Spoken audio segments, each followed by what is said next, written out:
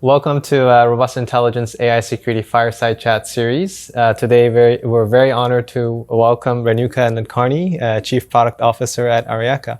Renuka, thank you for joining us. Yeah.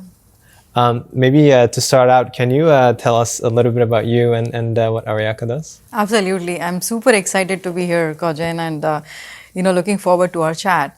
I have spent a couple of decades in cybersecurity space and always trying to solve the latest and the greatest problems.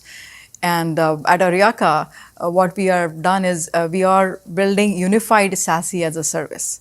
So if you may have, if you're following, generally where the industry is going is earlier people were solving the compute problem with public cloud, and now people are trying to solve the networking and the security problem. And that's where SASE started evolving. And today, our customers are looking for an easy way of accessing all these different applications, which are like AI applications or data center or public cloud or SaaS applications, with a unified networking and security stack. So that's basically what Aryaka does. We do three things for our customers. We provide them with the best, fastest performance, low latency access to their applications. We provide security in the realm of access control, data leakage prevention, and threat protection when the traffic is going through. And on top of that, we give them observability, which is now that we have access to the network and the security layer, we can actually derive some very interesting business intelligence from that. And of course, AI is, it touches all these different areas. And so we are in the midst of all these conversations as our customers are looking at AI. Great. And so you've been working in networks and security for a long time, and now you're seeing companies adopting AI. When you're looking at your customers, and I'm sure you get to see the different networks coming in and out of these organizations, are you actually seeing companies adopting AI from looking at these traffics? Absolutely. And one thing is, when you're trying to build security products, you need to understand the makings and the nuts and bolts of like what's going on. And with cybersecurity especially, there is always something new that's happening. So what we are seeing now is like this new way of doing things, and it's really exciting times. We can do so much more with AI technologies, and we talk to our customers on a regular basis. And some of the things, there are like a few different emerging common themes in our conversations. First and foremost is people are trying to use AI as a business enabler. And one of the most popular use cases we see is for internal searches. I have so much data. What can I get? What kind of business intelligence can I find from those? There is a ton of effort to increase the productivity from operations side of things, marketing, finance. I don't know if you saw, but there are these demos where you actually upload a lot of interesting like Excel sheets, and it can give you insights about the business that you never knew, right? And in fact, one of the funny stories is our customers were trying to send this data over to like a central location, and what they found out was just the internet connectivity and WAN bandwidth was such a big issue. So they were trying to send the data over the hard disk. They were shipping it by the plane, right? So we are seeing like all these weird stories which we are seeing where customers are like desperately trying to be ahead and catch up the wave of AI, and they are like trying to not be behind their competitors. So yes, there's tons of use cases that we see, and clearly security issues are always something that comes up in all of those discussions. Interesting. Yeah, we're definitely also seeing the internal search use case. People are developing RAG applications, retrieval augmented generation, and they're combining LLMs with, for example, like vector databases to kind of retrieve context from there. But we can talk more about it later. But there are obviously a lot of security consequences there with third-party data and public data that you're consuming. So yeah, that's for sure. Are you seeing like some kind of more advanced new use cases that you're foreseeing that your customers are trying to adopt? I think right now there is such a sort of like there is a lot of interest, but at the same time there is also like lack of understanding even of the use cases. So a lot of this is a lot of early experimentation that's happening, and even at Aryaka, we have ourselves we are trialing multiple AI tools. We are looking at a lot of these different ways of even improving like day to day, like the marketing function, like the finance. What can we do? So there's clearly a lot of like new use cases. I think everything is new is another way of saying it because this is so new. This is such a new thing for everyone. That makes sense. And I think you already touched a little bit about the potential risks that are involved and security issues in deploying AI applications. Like, what are the types of risks and security concerns that you're hearing either internally or from your customers that are trying to leverage AI? Yeah, so I think generally speaking, AI touches pretty much the entire life cycle, right? It goes all the way from how you develop it, the ways, I mean, clearly people want to use, we are using Copilot as an example. So people are really trying to use some of those things. There is also support use cases where you're trying to do knowledge base and so on. And each of them has its own different realm of security challenges, so to speak. And the thing I like to use is like back in the day when people were using public cloud, like when it was new, everyone was trying to figure out like what kind of security we can have. Same thing with SaaS applications. When we were first using SaaS applications, it was all about like what are the new security sort of attack surfaces. And I break this into like three main categories, whether it's a cloud applications, whether it's SaaS applications or AI. It's almost similar, which is there are users who are trying to go to these applications, and you need security on both the sides. You need user side security, you need application side security. And if you look at the general security spectrum, you typically talk about access control, who should have access to what. You typically talk about threat protection, which is how do I make sure that my applications are secure, my users are also secure. There is obviously the intellectual property and data leakage prevention. In fact, I heard a new term at RSA, which was like a knowledge leakage prevention, which is kind of interesting. It's actually much more than data, right? So when you look at like the spectrum of things that AI touches, it's all the way from developers. I know you guys do something on those lines, which is like how do you make developers make their job easy when they are actually trying to secure it. So in fact, I'm curious about some of those things that you guys do as well. Yeah, absolutely. I think threat protection and knowledge leakage prevention, I think those are two things that we very much focus on, right? So with threat protection, obviously there are kind of traditional threats, right? Like denial of service on network requests, but there are also very AI specific attacks, right? So there's like a denial of service, but for AI models, where you can ask, for example, a model to repeat something infinitely, and it can just like repeat forever and consume your GPUs and eventually even shut down as a service. Or even more extreme examples are like prompt injections and jailbreaks, where essentially you can instruct these LLMs to go access some other files that it shouldn't have access to, or reveal information that it's not supposed to reveal.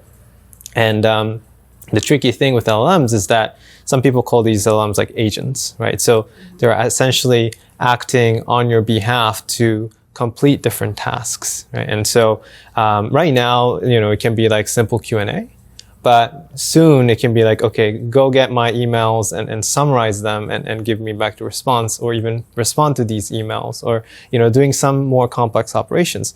And when those things can happen, then the threat vectors can get very gigantic, right? The other piece about knowledge leakage, I think is also very interesting. It actually very much existed even before LLMs. So a great example is when we initially started the company, we worked a lot with e-commerce companies. But what they were doing is they were developing recommendation algorithms and pricing algorithms, all AI driven. But competitors were essentially querying each other's models so that they can copy the kind of pricing logic and the recommendation logic so that they can be better at pricing and recommendations. Yeah, I mean, there's web scraping. That's like a very sort of like not a common, but very well understood. Exactly. Which is on the application security side of things. So that's what I meant by there are so many things you can do, like on the user or agents, LLM, and then you have on the other side where, traditionally people did web scraping, and with AI models, there's actually a lot more. And that's another thing our customers ask us about, which is what about the OAP's top 10? based attacks, and they are also evolving very fast, and people are now building models for those. So yeah, that's quite interesting as well. Yeah, we also hear OWASP opt-in a lot. When they came out last year, OWASP opt-in for LLMs, everyone was like, okay, OWASP finally recognized the importance of LLM security and released some kind of standards.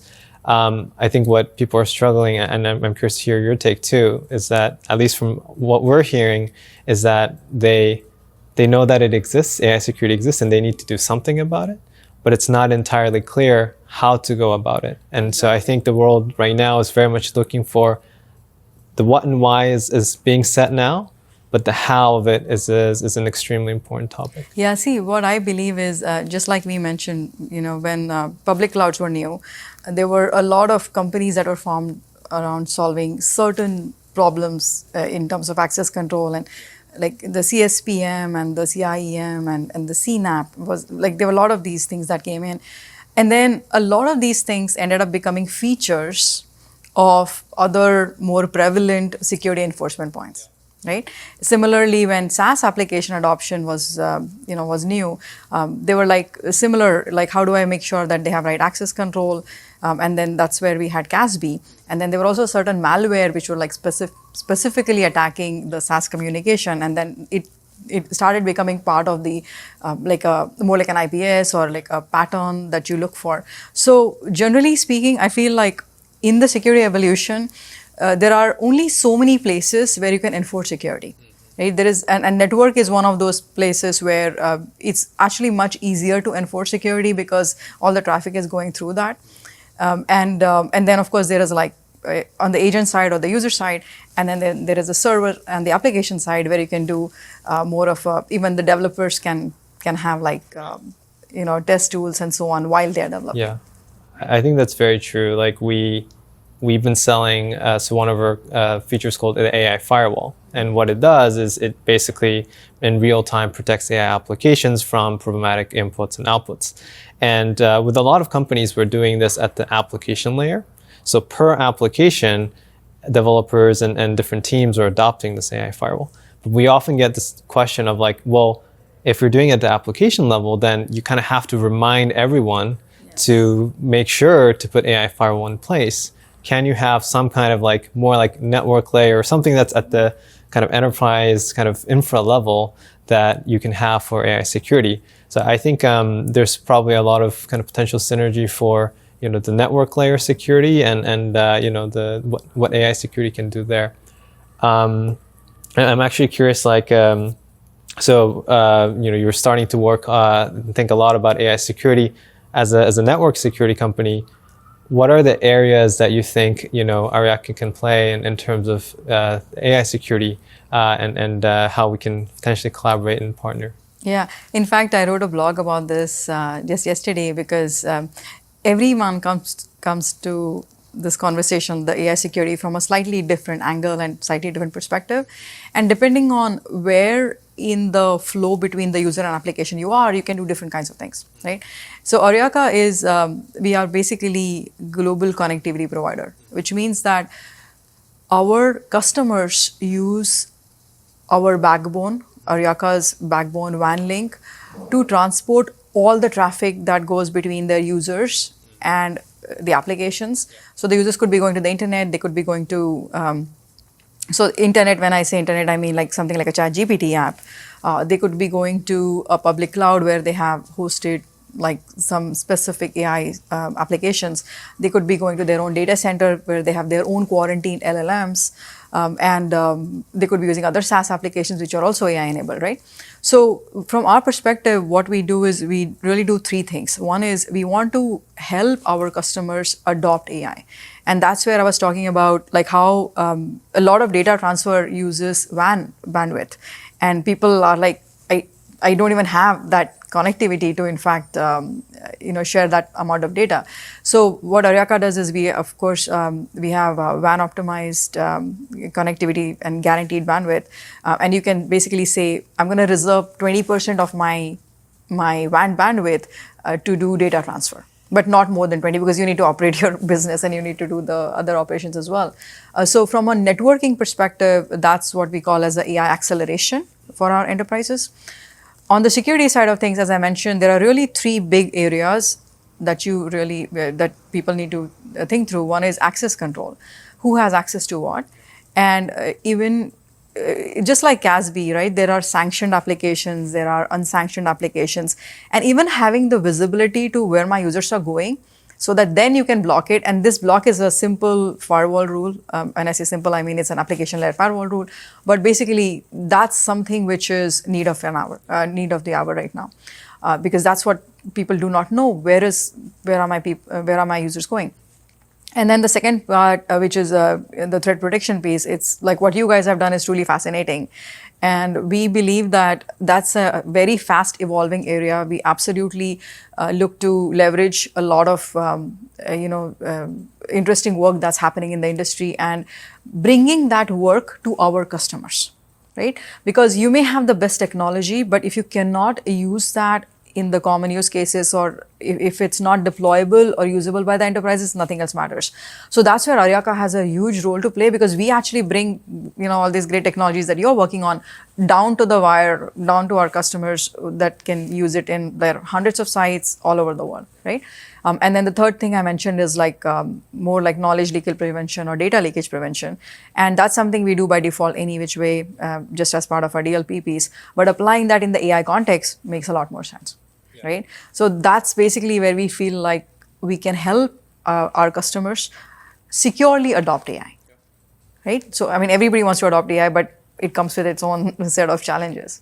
Yeah, and I think when we talk to CISOs, we're getting a lot of requests about embedding what we're doing as part of the existing security processes and security stack that they're managing. And, exactly as you said, we have the best-in-class technology for AI security, but we're working with a lot of different parts of the cybersecurity ecosystems to try to fit us into the existing workflow so that they don't have to reinvent the wheels. And I think network security is definitely a place that there's a lot of potential collaboration. Yeah, I mean, you touched upon a very important piece. One of the things is the technology, and the second part is operationalizing it. And that's where there's a lot of sort of change control. There's a lot of who has access to what. How do you make sure that the right policies are applied? By the way, what are the policies? So the CISO has to actually put the policies in place. But then how do you make sure that the policies are applied consistently? How do you make sure that they are enforced for the users who are coming from home or the users who are in the office, right? And that's where what we have built and what Aryaka does is super important. It allows us to have consistent policies for the users who are coming from home as well as who are in the office. That makes sense.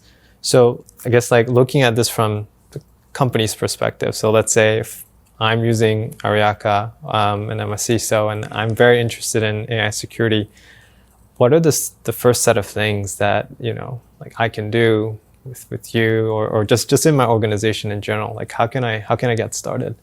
I think that's a fantastic question. We are actually building a report of just give people visibility into where users are going. That's basically the starting point. And I think this is a moment in time where I really feel like enterprises should think about security from the get-go, not as an afterthought, because it completely changes the way people actually design things and so on and so forth. So I think that's where getting that visibility and just getting an understanding of what's happening in my traffic, what is really going on, who is going where. I think for us, that's something we highly encourage our customers to start with. Got it. That makes sense. I'd love to end this chat with discussing a little bit about what's ahead, right? So I think what you mentioned about cloud security is very interesting. You mentioned that, when cloud security came along, it was very early. People didn't exactly know what to do. And I also see a lot of parallel in between cloud security and AI security, or really any emerging tech security. When they come out, people try to figure out, and then gradually there's a structure. I'm curious to hear your take, for example, with network security. Do you see some parallels to where network security was long time ago, maybe to where AI security is now? Yeah, so I think even network security, as evolved, right? Back in the day, people were happy with just access control and, just the basic stuff.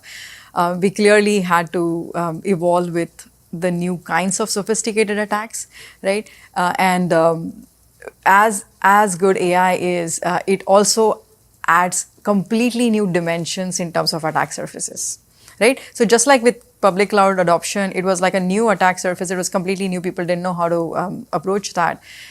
Similarly, AI actually opens up a whole new set of things. And the way I like to think about it is, if you think about like a nation state security, right? There is you need an army, you need a navy, you need an air force, and then there are suicide bombers, right? So I think it's on very similar, like parallel, and with AI especially, because there are so many threats and dimensions, and like I said, it pretty much touches every single aspect of, like all the way from development to how people are using and then abusing it, right? So this is where I feel we will have many pockets of sort of technologies, and as we have seen before, there is always consolidation. So there are companies, and then there are products, and then they become features.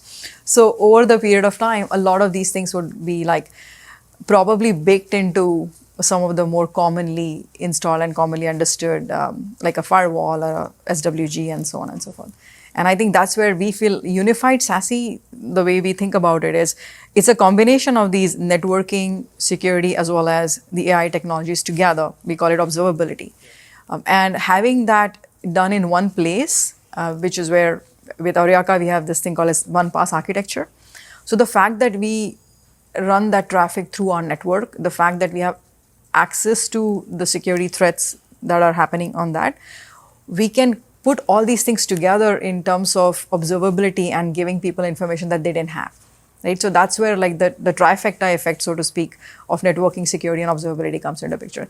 So and I feel that's going to be something interesting. I'm pretty much like, I'm quite excited and also looking forward to seeing how this evolves. Yeah, I very much like the idea of like consolidation, and I think there is a lot of kind of vendor fatigue in the security industry, and for them to have kind of a single pane of glass and experience, I think is really key.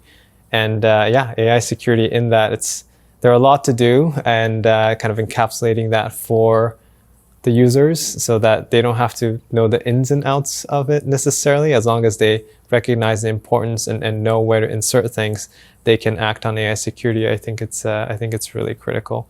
I like what you also said about like the development piece. I think we work a lot on AI firewall for production use cases, but one of the things we also do is we work a lot on the how do you develop AI applications in secure ways. So we have kind of a DAS analog of AI where we're feeding in different types of test inputs, and I think it's very related to kind of network security testing and API testing and things like that. Yeah, so. Actually, I mean, that actually brings up another sort of like area that is developing, which is, what can I gather from all these signals, right? So when we say observability, what we are doing is we are taking all the flow data of all the access that happens within the enterprise, and we match that up with the security log messages that we are seeing. And we can also take other information like Active Directory logins. And now what you're saying is, even in your SaaS DAST, at the time of the application development, you can actually get some signals and you can actually have some logs. So I feel like just putting all these things in context, and I think that's where AI can truly help, which is you can identify patterns that you can't humanly understand, right? And it's almost like an evolution of like how the ML was being used in the security SIM, SOAR, that space. But this actually is pretty much that on steroids. Right? So I guess to conclude the fireside chat, like I'd love to hear from you about like your vision for network security in the AI era, and if there's any advice for people watching this on how to tackle AI security with network security. Yeah, so I mean, my one piece of advice really is to think about AI in a holistic way. How do we make sure that it is accessible, it is available, at the same time it is secure, all the access is secure, and make security as a design principle while building these applications or while adopting this AI, and not have security be an afterthought, and also think about instrumentation on all these different accesses and different things that can be put together to further get business intelligence and, as we call it, observability. So I think taking a holistic AI strategy for adoption for applications or building applications is, I think, super critical. So that would be my advice. Great advice. Be holistic, consolidation of the security stack. And yeah, thank you so much, Renuka, for joining us. And yeah, thank you so much. Thanks.